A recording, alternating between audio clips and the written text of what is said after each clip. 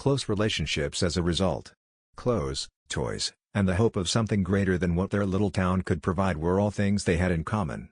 They played music for more than simply enjoyment. It was their life, their means of securing a brighter future, and the thing that held them together during difficult times. Their recollections of their early years were clouded by Joe's severe regulations and punishments. The Jackson Five began playing at local talent competitions by 1963, and Michael, then 5 years old, was already displaying the makings of a born star. Everything up here on your backside. I'm having a minor issue with this microphone, Kip. If it's okay with you, I'll take this one as it's all snagged in the back. Would you change quickly? Hi there. I'll move this to this location. We do everything in one of these formal displays. Is that a guitar or a bass? Would you mind introducing me to your brothers, beginning with the man at the end? I am unable to see.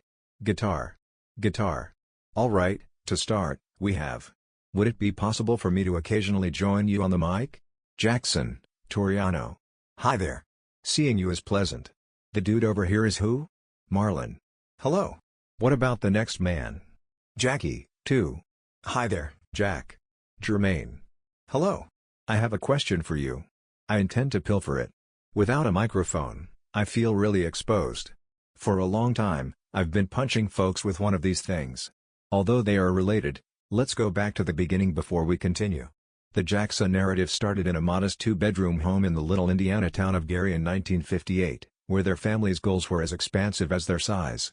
With 9 siblings crammed into one house, Michael Jackson grew up listening to music all day and night. Their mother pursued her own aspirations of becoming a country singer while spending her days playing the piano and clarinet. Their father, Joe, was a hard worker as a crane operator and a former boxer, which was evident in his strict parenting style. Despite its small size, the house was always full with sound, dancing, singing, and the constant practice of that. Practice that would lead to the Jacksons' eventual fame. Every room of their house was filled with recollections of their early stage appearances, common goals, and the rigorous discipline that molded their destiny. Being a Jackson meant that one's upbringing in Gary was considerably different from that of other children. The Jackson kids practiced their singing and dancing for hours while the kids in the neighborhood went to school and played games. Joe, their father, made sure they never wasted any time and practiced whenever they had free time. Although there was no privacy because of the family's small living quarters, the siblings developed and her own attitude towards her royal responsibilities, and recognized that chances for understanding and help had been lost. As she realized that her devotion to customary royal procedures might have strained her connection with Diana, she started to doubt her own judgment and strategy. Additionally, Diana's enduring influence on the monarchy was recognized by the Princess Royal. The way the royal family interacted with the world had altered as a result of Diana's capacity to engage the public and raise awareness of significant issues. The royal family, including Anne, worked to make their public positions more approachable and transparent in the years after Diana's passing. Anne's attitude and manner changed subtly as a result of this time of introspection.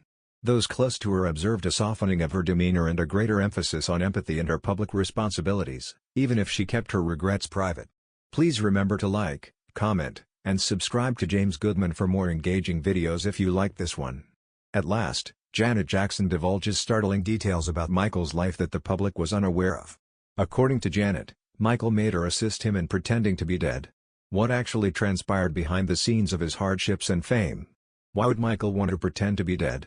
Everything you believe to be true will be altered by this. Let's examine it more closely, including rumors and disclosures. Anne's first response was one of skepticism when Diana's personal hardships and mental health problems were made public. Diana's more open approach contrasted with her conventional view of dealing with personal matters in private. Many members of the royal family, including Anne, were shocked by Diana's open disclosures about her battles with depression and bulimia, which were first made public in Andrew Morton's 1992 book Diana, Her True Story. As the magnitude of Diana's difficulties became more apparent, Anne's viewpoint gradually started to change. Anne's perception of the issue was significantly influenced by Diana's 1995 interview, in which she opened up about her marital difficulties. Diana famously remarked in the interview, "There were 3 of us in this marriage, so it was a bit crowded." Anne was prompted to re-evaluate her previous conclusions. She started to see how profound Diana's challenges were and how her candor benefited public conversations on mental health. Anne's personal apologies when Diana died. Princess Diana's untimely death in 1997 had a significant effect on Princess Anne and the rest of the royal family. Following the incident, Anne went through a period of intense introspection during which she re-evaluated both her relationship with Diana, public's response to the royal family's absence. Tension between them was evident in Diana's friendly and conversational demeanor. The media, however, were quick to pick up on the tiny indications of tension between them. In public appearances, their divergent approaches were clear. Diana's friendly and gregarious manner contrasted sharply with Anne's more subdued and formal manner. Their relations were frequently cold and professional at official gatherings. Photographers took pictures of Anne and Diana standing next to one another on the balcony of Buckingham Palace during the 1983 Trooping the Colour ceremony. Their body language was notably rigid and aloof. These distinctions were frequently highlighted in the media's depiction of their relationship, which positioned Diana as the face of a more approachable and contemporary monarchy and Anne as the embodiment of traditional royal principles. Diana was referred to as the People's Princess by the media, underscoring the disparity between their public personalities. The public's impression of Anne and Diana as well as the monarchy in general was greatly influenced by this story. Their stylistic differences came to symbolize the royal family's transformation in the latter half of the 20th century. Anne's responses to Diana's difficulties. The 1981 christening of Anne's daughter Zara was a pivotal event that brought to light the escalating hostilities between Anne and Diana. Many saw Diana's absence from this significant family gathering as an insult against Anne and the royal customs she cherished. For Anne, the christening was a significant royal event as well as a personal turning point. Anne found Diana's justification for missing the event, that she was getting ready for a ball in her honor, to be a sign of misaligned priorities. Later, a royal family insider disclosed that Anne was quite unhappy with Diana's absence. She interpreted it as an obvious indication that Diana was unaware of the significance of family gatherings in royal life. The scenario became much more complicated when Anne's ex-boyfriend and Zara's godfather, Andrew Parker Bowles, showed up. Camilla, Andrew's wife, was already causing friction in the family because of her past with Prince Charles. Diana's absence was met with silent displeasure from the family. Anne's relationship with Diana cooled as a result, confirming her belief that the younger princess did not share her dedication to tradition and royal duty. Recognizing the public bond between Diana and Anne, Princess Diana and Princess Anne kept up a public persona of kindness. The media, however, were quick to pick up on the hints of friction between them. Public appearances revealed their divergent approaches, with Diana's affable demeanor contrasted sharply with the million people witnessed her 1981 wedding to Prince Charles on television worldwide. For the royal family, this degree of public engagement and media attention was unheard of. Diana's approach to royal life was hard for Anne to reconcile with her own ideas because she had grown up knowing royal history and formality. Anne's long-standing conviction in the value of custom, obligation, and reserved dignity was the basis of her conflict with Diana's strategy. Diana's transparency with the public and media was seen by Anne as a break from long-standing royal values. She was worried that this increased scrutiny might damage the royal brand and make it more difficult for the organization to do its job well. Anne and other royal family members were eclipsed by Diana's meteoric rise in fame. Diana was more popular than the Queen, according to a 1982 poll. More than any other royal, respondents stated they would rather read about Diana. Anne was irritated by this change in public focus since she thought Diana was actively pursuing media attention instead of concentrating on her work. Diana first tried to establish a connection with Anne in spite of these conflicts. But they were separated by Anne's calm detachment and unwillingness to form a bond. It was difficult for them to find common ground because of their fundamentally different perspectives and approaches to royal duties. The pivotal event was Zara's 1981 christening. It was sensationalized in the media and discussed in whispers inside the palace gates. Compare that to Diana's method. Public opinion of the monarchy underwent a dramatic change in 1981 with the accession of Princess Diana to the royal family. Diana enthralled the public with her newfound enthusiasm and degree of media involvement. She had an emotional connection and magnetism that no one in the royal family had ever seen before. Diana's approach to royal responsibilities frequently included close engagements with the people and well-publicized charitable endeavors. She broke social stigmas by famously shaking hands with AIDS patients without gloves in 1987, demonstrating her hands-on approach. In the late 1990s, her work with landmine NGOs in Bosnia and Angola raised awareness of the problem on a global scale. Diana's strategy was met with skepticism from Anne. She saw the growing emphasis on media attention and personal appearance as a possible diversion from the royal family's primary duties. Working behind the scenes and emphasizing content over style was Anne's philosophy. Within the royal family, this fundamental divergence in viewpoint caused a conflict between tradition and modernity. Anne stuck to the more conventional facets of royal duty, while Diana was viewed by many as a welcome change. The entrance of Diana marked the start of tensions. Diana had an instant and significant influence on how the general public saw royalty.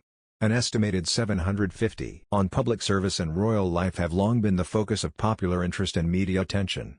Princess Anne has now revealed the dynamics that influenced their relationships and the fundamental causes of their disagreements in a rare moment of candor. Anne's royal legacy and work ethic. Princess Anne has long been considered one of the British royal family's most diligent members. Her no-nonsense demeanour and busy schedule of engagements and philanthropic activities define her approach to royal obligations. The concept that royal duties should be performed without expectation of acclaim or public recognition is the foundation of Anne's commitment to service. In 2023 alone, she made about 500 official engagements, more than any other member of the royal family except King Charles III. This way of thinking contrasts sharply with the glitz and publicity that other royal family members frequently receive. Serious topics like worldwide development and healthcare have always been Anne's concern. Since 1970, she has supported the work of Save the Children UK by visiting more than 50 countries as their patron.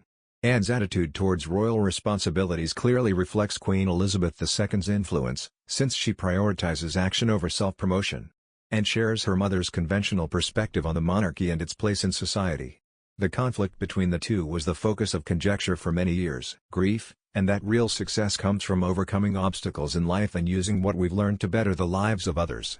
In addition to being the endearing star of beloved films, Redford will be remembered by future generations as a person who handled numerous personal tragedies with dignity and used his suffering to spur constructive change.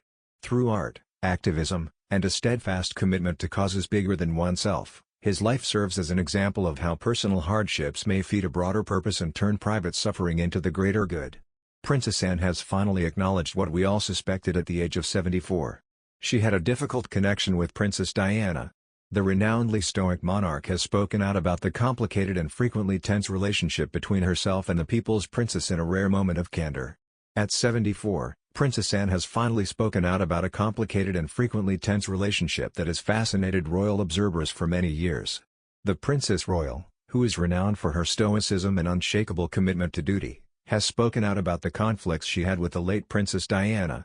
The relationship between these two well-known royal personalities has been the subject of much conjecture for many years. Their divergent views terminated in 1985. Despite being mutually described, the breakup was replete with regret. Long absences and the responsibilities of his job had worn him down. Despite this, their love for their kids kept them together as friends. In order to take care of their home and the health problems of their kids, Lola had put her own aspirations on hold. This sacrifice finally led to their breakup. In retrospect, Redford admits that becoming famous had both advantages and disadvantages. His transformation from a young guy grieving to a Hollywood icon who never lost sight of his humanity demonstrates the cost of achievement as well as the strength of perseverance. He left a legacy that goes much beyond his acting career by continuing to be dedicated to environmental causes and storytelling despite both personal losses and professional victories. Now that he is older, Redford enjoys the little things in life. His unending energy has given way to a need for further sleep, yet his environmental activities and the Sundance Institute continue to carry on his legacy. His tale serves as a reminder that even the most opulent lives have deep wells of strength, and Redford has a complex relationship with fame despite his accomplishments. His stunning appearance occasionally backfired. For example, he was passed over for the part in The Graduate because the directors believed he was too attractive to realistically struggle with women. He moved behind the camera after becoming disillusioned with being typecast, directing Ordinary People in 1980, for which he won the Best Director Oscar. Redford established the Sundance Institute in 1981, establishing a venue for independent filmmakers that would serve as his enduring contribution to the film industry. The yearly film festival in Park City, Utah, has changed the independent film landscape and established innumerable careers. Redford is still dedicated to developing young talent, even after resigning as its public face in 2019. Redford has physically slowed down as he gets closer to his 90th birthday, but he still has a strong interest in independent cinema and environmental problems. Quieter activities have replaced his sporty lifestyle at his property in Utah. He finds tranquility away from the strains of Hollywood by spending time with his grandchildren and concentrating on conservation work. After 28 years, his marriage to Lola Sinwells, Shauna's fiancée, was murdered in his University of Colorado flat. The family was left without answers when the case was never solved and the primary suspect vanished. Redford's career flourished despite numerous setbacks in his personal life. His breakthrough performance was in the Broadway production of Barefoot in the Park, which paved the door for his first significant film role in 1965, co-starring Natalie Wood in Inside Daisy Clover. It's not white. The color is blue. Your elbow hurts like hell if you pinch it too much. These seats aren't covered in lilac talcum. It's acid. This was the start of a significant friendship that would sadly end in 1981 when Wood drowned, causing Redford to suffer yet another personal loss. Paul Newman was his Ryan Ship in Hollywood, starting on the set of Butch Cassidy and the Sundance Kid. Redford gave Newman a dented Porsche for his 50th birthday, but Newman returned it crushed into a sculpture, demonstrating their sincere off-screen relationship and on-screen chemistry. In 1985, Redford's marriage collapsed, and Newman was a vital source of support. Adding to Redford's list of personal tragedies, Newman's death in 2008 was like losing a brother. There's more, though. At the beginning, the young couple's financial difficulties were nothing compared to the human catastrophe that would soon befall them. Scott, their first child, passed away at the age of 10 weeks due to sudden infant death syndrome. Though they hardly ever discussed it in public, the couple was heartbroken by the loss. Later, in an effort to spare other families from going through the same heartache, Redford backed Sid's research. The family continued to face difficulties even after they had 3 additional children, Shauna, Jamie, and Amy. Jamie, their second son, had severe breathing issues due to hyaline membrane disease and was delivered early. Jamie's health issues continued into adulthood, despite his survival. He later required 2 liver transplants after developing ulcerative colitis. Redford flew to Omaha every weekend to be with Jamie while he was in the hospital while Quiz Show was being filmed. Another hole was left in Redford's life when Jamie passed away from liver cancer in 2020 at the age of 58, despite his rehabilitation and prosperous career as a filmmaker and environmentalist. The family experienced much more hardship. Near Salt Lake City, Shauna was involved in a terrifying car accident when her vehicle plunged into the icy Jordan River. A courageous individual went into the icy water to save her. Then, in 1983, I found what was simply the most breathtaking location I had ever seen in my life. And I remarked at the time that I would build a house there if I ever had the authority. You'll be shocked to learn the little-known tale of Robert Redford's life. Let's explore the tragic and terrible reality of the Hollywood legend's journey from unspeakable tragedy to fame. The life of Robert Redford is not your typical Hollywood tale. He was born in Santa Monica, California, on August 18, 1936, and lived in a poor household with his mother, Martha Hart, and father, Charles, a milkman who went on to become an accountant. Although his early years appeared to be typical, at the age of 18, he experienced his first significant loss when his mother passed away due to complications after giving birth to twin girls who did not survive. Young Redford was profoundly affected by this tragedy and later apologized for undervaluing his mother. Redford had a reputation as a renegade in his youth. Despite receiving a sports scholarship to attend the University of Colorado, he struggled to fit in. Due to his drinking, he eventually lost his scholarship and ran afoul of the law, including being arrested for stealing jewelry. He studied painting in Europe after graduating from college, a decision that unexpectedly led to acting. Redford married Lola Van Wagenen in 1958, starting a nearly 3-decade relationship. Despite having only $300